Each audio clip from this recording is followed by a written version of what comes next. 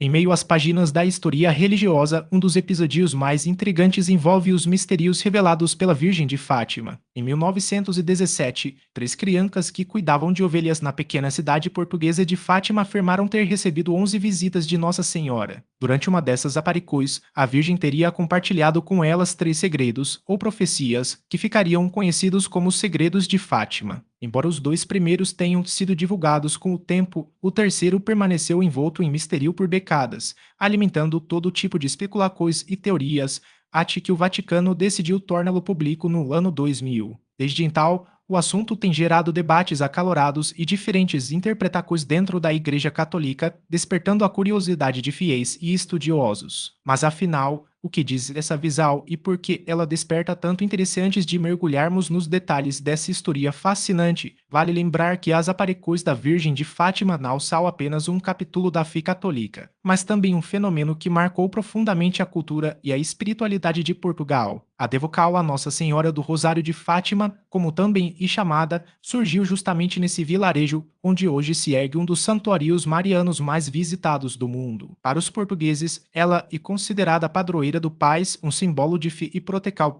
Tudo começou com três crianças simples, que viviam da pastoricia. Lúcia dos Santos, Francisco Marto e Jacinta Marto. Eram primos e, na época das aparições, tinham 10, 8 e 7 anos, respectivamente. A história ganhou forca quando eles relataram ter visto, pela primeira vez, um anjo em um local chamado Valinhos, uma área rural próxima a Fátima. Mas foi no dia 13 de maio de 1917 que tudo mudou. Enquanto brincavam nos campos de Cova da Iria, os três afirmaram ter visto uma mulher de brilho intenso, mais radiante que o próprio sol. Ela vestia um manto branco e segurava um terco nas mãos. Ao longo dos meses seguintes, as aparições se repetiram sempre no dia 13, com ensecal de agosto, quando as crianças foram impedidas de comparecer ao local combinado. Na primeira vez, a Virgem teria pedido que rezassem e fizessem sacrifícios para ajudar na conversão dos pecadores. Nos encontros seguintes, ela reforçou essa mensagem e revelou aos pequenos os famosos segredos. No entanto, a reação inicial das pessoas não foi de aceitar cal. A mãe de Lúcia, por exemplo,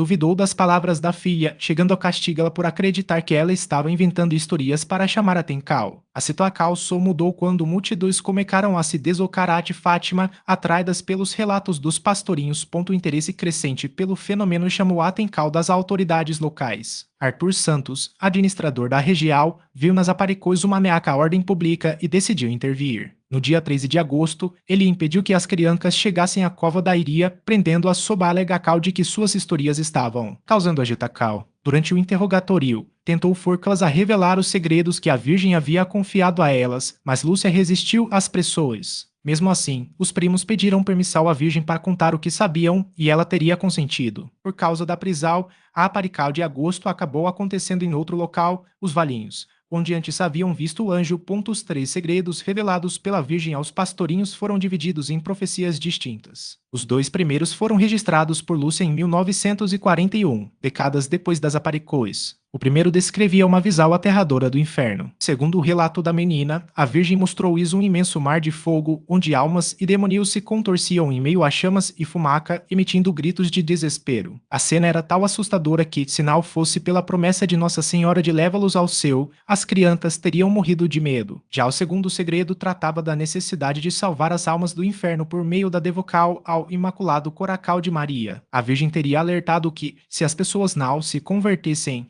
uma guerra ainda mais devastadora do que a Primeira Guerra Mundial começaria durante o pontificado do Papa Pio XI. Ela também mencionou um sinal divino, uma noite iluminada por uma luz desconhecida, que seria o prenúncio de castigos ao mundo por seus pecados, incluindo guerras, fome e perseguições à igreja e ao Santo Padre. Para evitar esses castigos, Nossa Senhora teria pedido a consagração da Rússia ao seu Imaculado Coração, além da prática da comunhão reparadora nos primeiros sábados. Segundo suas palavras, se esses pedidos fossem atendidos, a Rússia se converteria e um período de paz seria concedido ao mundo. Caso contrário, o país espalharia seus erros por todas as nações, provocando guerras, perseguições à igreja e o martírio dos fiéis. O Papa sofreria muito, e várias nações seriam destruídas. No entanto, ela garantiu que, por fim, seu Imaculado Coração triunfaria.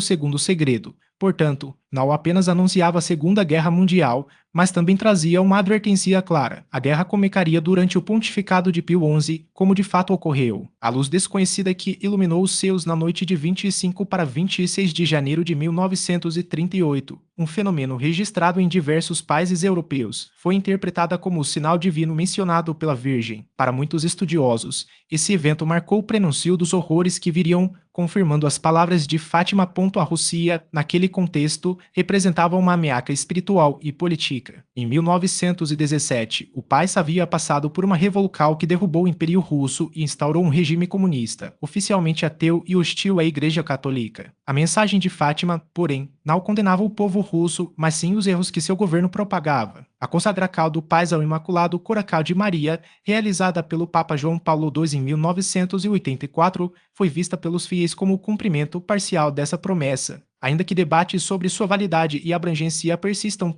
Já o terceiro segredo, revelado apenas em 2000, trouxe uma visão simbólica e dramática. Um bispo vestido de branco, identificado como Papa, caminhando entre ruínas e cadáveres, sendo alvejado por tiros e flechas. Essa imagem foi associada ao atentado contra João Paulo II em 1981, mas também é um alerta mais amplo sobre os perigos que a Igreja enfrentaria. Para os católicos, o segredo reforçava a necessidade de oração, penitência e confiança na proteção divina, mesmo em meio às provações. O milagre do Sol, ocorrido em 13 de outubro de 1917, foi o ponto culminante das aparições de Fátima. Naquele dia, entre 30 mil e 70 mil pessoas, crentes, curiosos e antisséticos, se reuniram no local após as crianças terem anunciado que a Virgem faria um sinal. O céu estava encoberto e chovia desde a manhã, mas por volta do meio-dia, as nuvens se abriram e o sol surgiu como um disco prateado, girando sobre si mesmo em movimentos bruscos e emitindo luzes de cores variadas. Muitos testemunharam o astro dancando no céu, aproximando-se da terra como se fosse cair antes de retornar à sua posição normal. Além disso, as roupas encharcadas dos presentes secaram instantaneamente.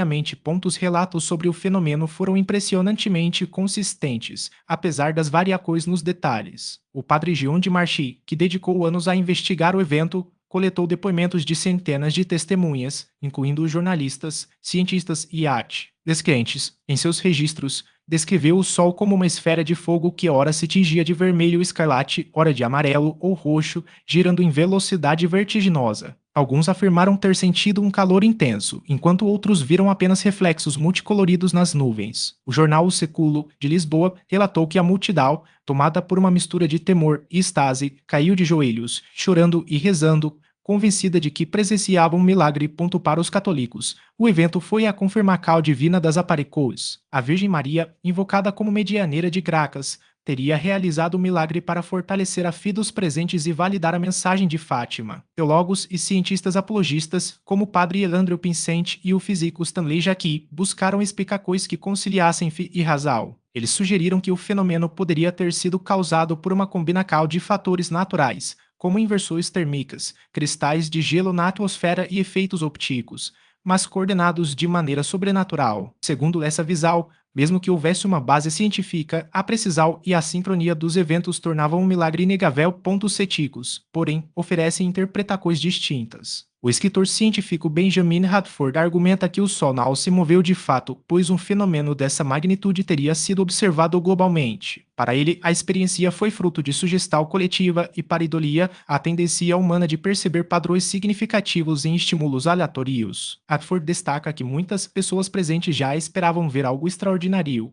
especialmente após relatos de fenômenos semelhantes nas semanas anteriores. O pesquisador Kevin McClure reforça essa ideia, apontando que a multidão estava predisposta a interpretar qualquer sinal como milagroso. Ele também questiona a falta de registros fotográficos consistentes e as discrepâncias entre os relatos. Já a teóloga Elizabeth chama a atenção para as inconsistências nos testemunhos, como a ausência de relatos de astrônomos profissionais ou de danos causados pela suposta aproximação do Sol. Explicações naturais para o fenômeno incluem efeitos ópticos provocados por olhar diretamente para o Sol, como a cegueira temporária ou a formação de imagens residuais na retina. Alguns cientistas sugerem que nuvens de poeira ou partículas de gelo na atmosfera poderiam ter refratado a luz solar, criando ilusões de movimento e cores. No entanto, nenhuma dessas teorias consegue explicar completamente a simultaneidade dos relatos ou a secagem instantânea das roupas. Condições atmosféricas particulares. Alguns estudiosos levantam a hipótese de que condições meteorológicas excepcionais poderiam ter contribuído para o fenômeno. Por exemplo, a presença de nuvens altas compostas por cristais de gelo, combinadas com correntes de ar instáveis, poderia ter gerado efeitos ópticos incomuns, como halos solares ou reflexos distorcidos. No entanto, mesmo essas explicações não dão conta de detalhes relatados pelos observadores, como a sensação de que o Sol dancava ou se aproximava da Terra, nem da secagem repentina das roupas molhadas pela chuva. O testemunho do Papa Pio X em 13 de outubro de 1951, durante as comemorações do aniversário do milagro, o cardeal Federico Tedeschini revelou um fato surpreendente. O próprio Papa Pio XII teria presenciado o fenômeno do Sol. Segundo o cardeal, o pontifício observou o movimento incomum do astro desde os jardins do Vaticano, em Roma, no mesmo dia 13 de outubro, mas em 1950. Embora não tenha sido um evento simultâneo às aparições de Fátima, a de Caracal reforçou a crença na natureza sobrenatural do acontecimento. O reconhecimento oficial da Igreja. A Igreja Católica deu passos decisivos para validar os eventos de Fátima. Em 1930, o bispo de Leiria, Fátima, declarou oficialmente que as aparições tinham caráter sobrenatural. Uma década depois, em 1940, o Papa Pio XII aprovou e confirmou as aparições como autênticas. O reconhecimento culminou em 2017, quando o Papa Francisco aprovou um milagre atribuído à intercessão dos pastorinhos, abrindo caminho para a canonização de Francisco e Jacinta Marto. A corocal da Virgem de Fátima em 13 de maio de 1946. Pio XII emitiu um decreto pontifício determinando a corocal canônica da imagem de Nossa Senhora de Fátima. A cerimônia, realizada no Santuário de Fátima, marcou a devoção crescente à Virgem e elevou o local ao status de basílica. A coroa, oferecida por mulheres portuguesas como símbolo de gratidão, passou a ser um dos objetos mais venerados do santuário, onde permanece até hoje na Capela das Aparições. A profecia sobre a morte dos primos em suas memorias,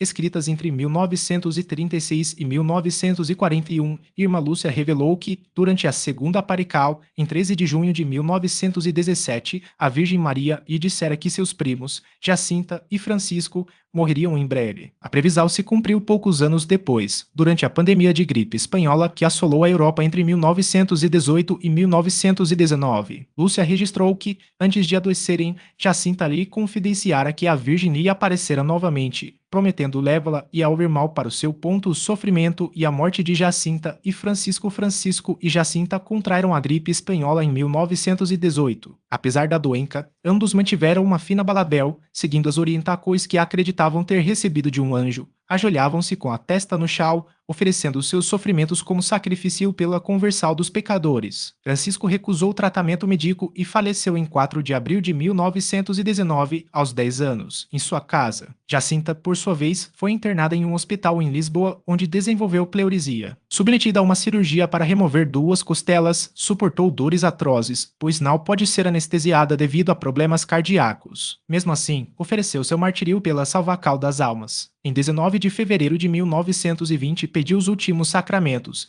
afirmando que morreria naquela noite. O capelão, porém, não a considerou em perigo iminente. Quando retornou no dia seguinte, encontrou-a morta aos 9 anos, sozinha em seu leito. A vida religiosa de Lúcia aos 14 anos. Lúcia deixou Aljustrel e ingressou em uma escola de freiras na cidade do Porto. Em 24 de outubro de 1925, entrou para o convento das Irmãs Doroteias, em Pontevedra, na Espanha. No ano seguinte, iniciou seu noviciado e recebeu o hábito religioso em 2 de outubro. Ao longo de sua vida, escreveu 6 volumes de memorias, detalhando as aparições e os segredos revelados pela Virgem. Sua trajetória foi marcada pela discrical e pela obediência à Igreja, mesmo diante das pressões para que revelasse mais detalhes sobre os mistérios de Fátima. A morte de Lúcia. Irmã Lúcia viveu até os 97 anos, falecendo em 13 de fevereiro de 2005, no Carmelo de Santa Teresa, em Coimbra, onde residia desde 1948. Nos últimos anos, sua saúde deteriorou-se gravemente, sofria de surdez, problemas de visão e dores crônicas. Sua morte encerrou um ciclo de quase um século de testemunhos sobre as aparições,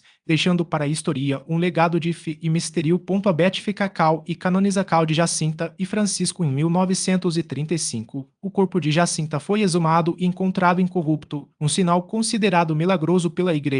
A causa para sua beatificação e a de Francisco teve início em 1946, mas foi inicialmente rejeitada pelo Papa Pio XI, que argumentava que crianças não poderiam ser canonizadas por não compreenderem plenamente o conceito de virtude heróica. No entanto, em 1979, após mais de 300 mil cartas de fiéis pedindo a reabertura do processo, o Papa João Paulo II declarou os dois pastorinhos veneráveis. Em 2000, foram beatificados e em 13 de maio de 2017, no centenário da primeira parical, o Papa Francisco os canonizou. Jacinta e Francisco tornaram-se os santos não mártires mais jovens da história da Igreja Católica. A revelação do terceiro segredo no dia 13 de maio de 2000, durante a cerimônia de beatificação dos pastorinhos. O Vaticano anunciou a divulgação do chamado Terceiro Segredo de Fátima. O então cardeal Joseph Ratzinger, futuro Papa Bento XVI, foi encarregado de apresentar o texto, escrito por Lúcia em obediência ao bispo de Leiria. A visão descrevia: depois das duas partes que já expus,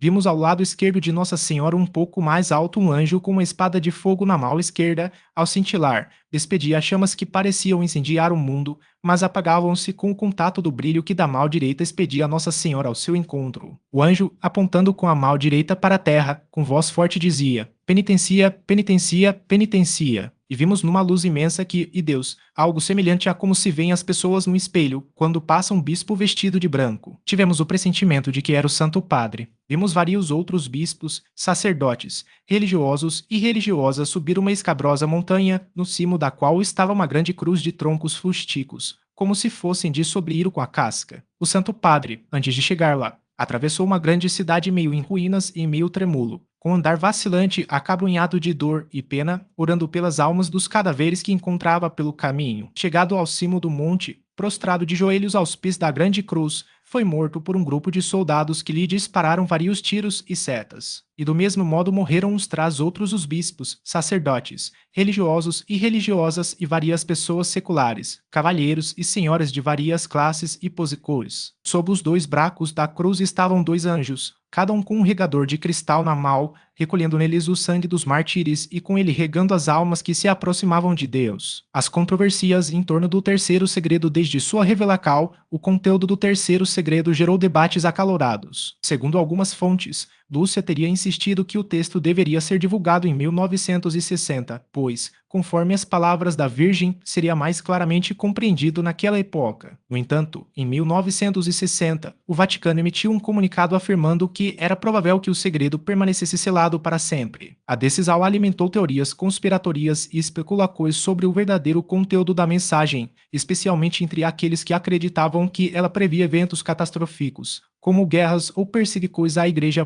As especulações sobre o conteúdo do terceiro segredo variaram desde a possibilidade de uma aniquilação nuclear global até divisões profundas dentro da igreja católica, que poderiam resultar em papados rivais. Alguns estudiosos e autores, como o padre Paul Kramer, Christopher Ferrara, Antônio Soxi e Marco Tosati, chegaram a sugerir que o texto completo nunca foi divulgado e que existiria um documento adicional de uma página, contendo revelações sobre uma grande apostasia e uma crise difícil sem precedentes. Apesar dessas alegações, o Vaticano manteve sua posição de que a íntegra do terceiro segredo foi publicada em 2000, fundamentando-se em declarações de Irmã Lúcia, que, em entrevista ao então arcebispo Tarcísio Bertone, confirmou que nada havia sido omitido naquela ocasião.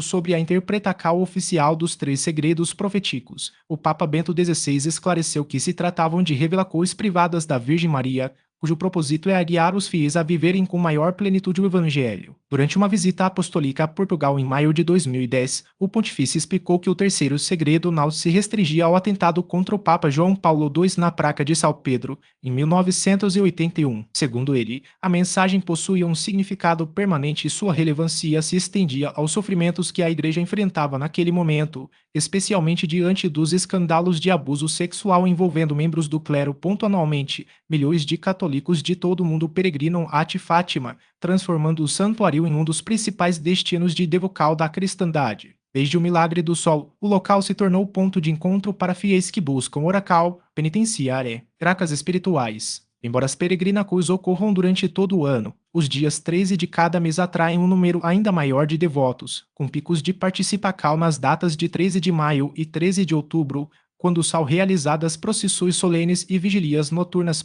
Quanto a Irmã Lúcia, seu processo de canonização avança gradualmente. Em 13 de fevereiro de 2008, no terceiro aniversário de sua morte, o Papa Bento XVI dispensou o período de espera de 5 anos para a abertura da causa de beatificação. Em 13 de fevereiro de 2017, ela recebeu o título de Serva de Deus, primeiro passo no caminho para a santidade. Já em 22 de junho de 2023, o Papa Francisco a declarou venerável, reconhecendo suas virtudes heróicas e aproximando-a da beatificação. Os segredos de Fátima continuam a gerar interpretações diversas, muitas delas associadas a eventos políticos, guerras e conflitos históricos. O Papa João Paulo II chegou a afirmar, em 1980, que seus antecessores haviam optado por não divulgar o terceiro segredo para evitar que o comunismo explorasse a mensagem como pretexto para perseguir a religião. Até hoje, persistem diferentes visões sobre o significado do segredo e suas implicações para a humanidade, o futuro do catolicismo e o destino do Ocidente. Se este conteúdo foi útil para você, compartilhe suas reflexões nos comentários. Curta, salve e envie este material para amigos e familiares que também se interessam por essa história fascinante. Se ainda não faz parte da nossa comunidade, inscreva-se no canal e ative o sininho para não perder nossos próximos vídeos. Siga-nos também nas redes sociais, cujos links estão na descrição. Lembre-se, um povo que desconhece sua história está fadado a repeti-la.